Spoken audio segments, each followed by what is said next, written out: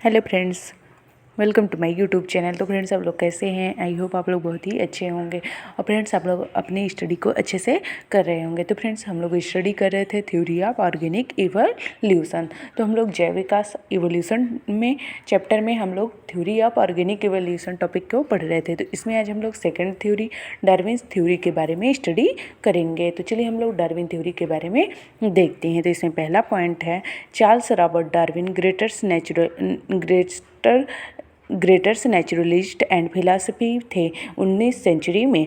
Charles Robert Darwin greaters naturalist and philosophist थे 19 century में।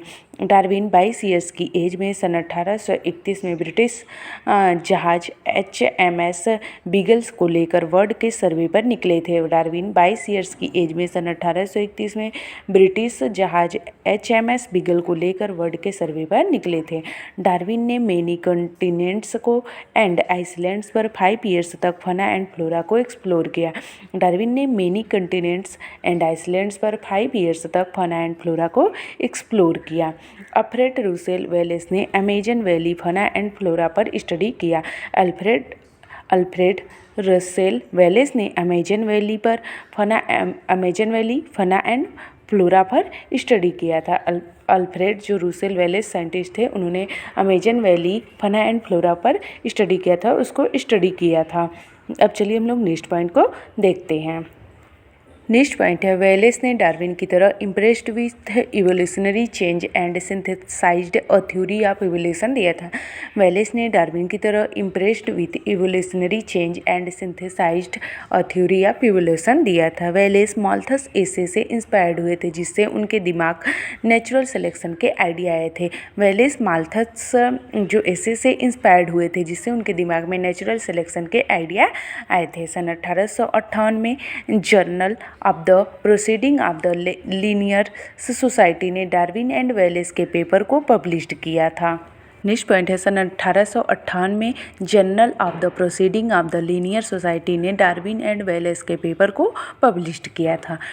Next point है, Darwin and Wallace jointly propounded the theory of natural selection. Darwin and Wallace jointly propounded the theory of natural selection. Next चलिए अब हम लोग next point को देखते हैं। नेक्स्ट पॉइंट है, इस प्रकार डार्विन एंड वेलेस दोनों की थिंकिंग थॉमस र्यू माल्थस के एसे एनएससी ऑफ पॉपुलेशन से इन्फ्लुएंस्ड हुए थे। इस प्रकार डार्विन एंड वेलेस दोनों की थिंकिंग थॉमस र्यू माल्थस के एसे एनएससी ऑफ पॉपुलेशन से इन्फ्लुएंस्ड थे। जो डार्विन और वेलेस थे, उन्होंने उन दोनों की थिंकिंग जो थी वो थॉमस र्यू माल्थस के जो एसे थी एनएसए ऑफ पॉपुलेशन से वो लोग इन्फ्लुएंस्ड हुए थे। नेक्स्ट पॉइंट है, डार्विन की थिंकिंग चार्ल्स लेलिस के एसे प्रिंसिपल ऑफ जियोलॉजी से भी इन्फ्लुएंस्ड हुई थी। जो डार्विन की थिंकिंग थी सोच थी, वो चार्ल्स लेलिस के एसे प्रिंसिपल ऑफ जियोलॉजी से भी इन्फ्लुएंस्ड हुई थी। नेक्स्ट पॉइंट है, डार्विन की थ्योरी 5 प्रिंसिपल के बेसिस पर थी। जो डार्विन की थ्योरी थी वो 5 प्रिंसिपल के बेसिस पर थी। पहला है ओवर प्रोडक्शन, दूसरा है स्ट्रगल फॉर एग्जिस्टेंस, तीसरा है वेरिएशन एंड देयर इनहेरिटेंस, चौथा है सर्वाइवल फॉर ऑफ फिटेस्ट, पांचवा है natural selection and species formation. जो डार्विन की थ्योरी है वो 5 प्रिंसिपल के बेसिस पर थी। पहला ओवर प्रोडक्शन, दूसरा स्ट्रगल फॉर एग्जिस्टेंस, तीसरा वेरिएशन एंड देयर इनहेरिटेंस और चौथा है सर्वाइवल ऑफ फिटेस्ट, पांचवा है natural selection and species formation. तो चलिए अब हम लोग next point struggle for existence को देखते हैं। स्ट्रगल फॉर एग्जिस्टेंस, पहला intraspecific between individual the same species, inter specific between different species, extra specific between individual and its environment. Next point है, there is more competition for survival between same animals of same niche. Next point है, Herbert Spencer ने continuity of existence of the fittest को survival of the fittest कहा था and बाद में Darwin ने इसे नेचुरल सिलेक्शन कहा था। हर्बर्ट स्पेंसर ने continuity of existence of the fittest को सर्वाइवल ऑफ द फिटेस्ट कहा था और बाद में डार्विन ने इसे नेचुरल सिलेक्शन कहा था। नेक्स्ट पॉइंट है, बाद में सन 1859 में डार्विन ने इस थ्योरी को अपनी बुक में डिटेल्ड से पब्लिश किया था। बाद में सन 1859 में डार्विन ने इस थ्योरी को अपने बुक में डिटेल्ड से पब्लिश किया था। On the origin of species by means of natural selection या the preservation of favoured races in the struggle of life, book title इन्होंने दिया था। इनके बुक का जो टाइटल था वो था on the origin of species by means of natural selection या the preservation of favoured races in the struggle of life, ये बुक का टाइटल था। नेक्स्ट पॉइंट है some publication of Charles Darwin. तो चलिए फ्रेंड्स हम लोग चार्ल्स डार्विन के कुछ पब्लिकेशन को देख लेते हैं। तो पहला है जर्नल ऑफ रिसर्चेज, ये 1839 में दिया था। और दूसरा है zoology of the Beagle voyage 5 roll, ये 1843 में दिया था। नेक्स्ट पॉइंट है the structure and distribution of coral reefs 1844 में दिया था। Geological observation of South America 1846 में। A monograph on Cirripedia barnacles living and fossils for volcanic 1851 से 1854 में दिया था। ओरिजिन ऑफ स्पीसीज 1859 में। द फर्टिलाइजेशन ऑफ ऑर्किड्स 1862 में। The variation of plants and animals under domestication 1863 में 1868 में दिया था। And the descent of man 1871 में। The expression of the emotion in man and animal 1872 में दिया था। इंसेक्टिवोरस प्लांट्स 1875 में। The effects of cross and self fertilisation in vegetable kingdom 1876। Different forms of the flower and plants of the same species 1877। The power of movements in plant 1880 में।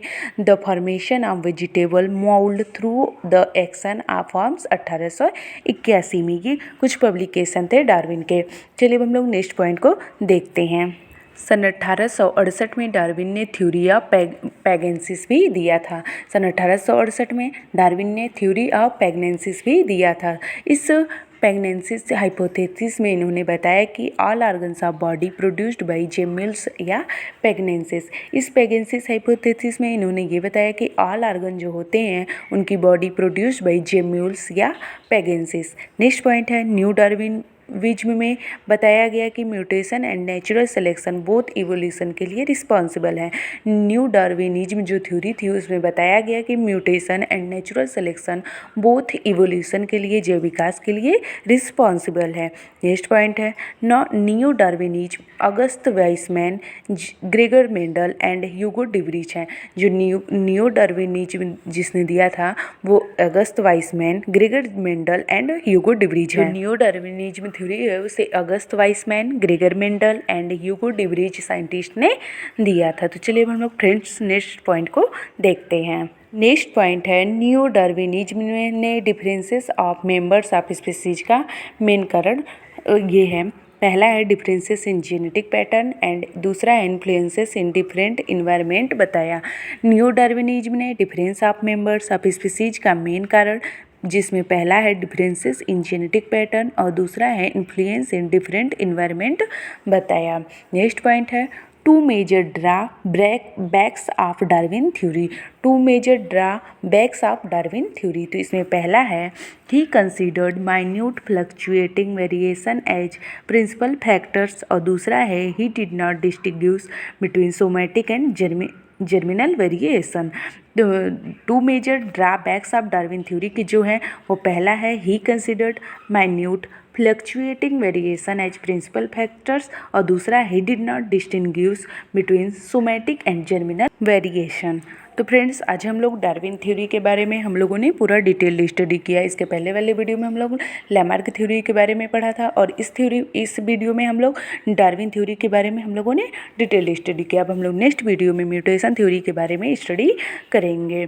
तो friends आप लोग अपना अच्छे से डार्विन थ्योरी के बारे में नोट्स अच्छे से प्रिपेयर कर लीजिएगा। ये हिंदी इंग्लिश मीडियम में है तो आप लोग भी अच्छे से नोट्स को बना लीजिएगा। और फ्रेंड्स आप लोग को वीडियो पसंद आए प्लीज़ वीडियो को like share comment and subscribe कीजिएगा। और फ्रेंड्स आप लोग को BSc MSc में या फिर TGT PGT में हिंदी इंग्लिश मीडियम में नोट्स चाहिए तो जिस भी टॉपिक पे नोट्स चाहिए उसको कमेंट करके ज़रूर बताइएगा। हम उसको आगे वाले वीडियो में लाने का प्रयास करेंगे। और फ्रेंड्स वीडियो पसंद आए प्लीज़ वीडियो को like share comment and subscribe कीजिएगा और अपने दोस्तों में ज़्यादा से ज़्यादा शेयर कीजिएगा। Thank you everyone.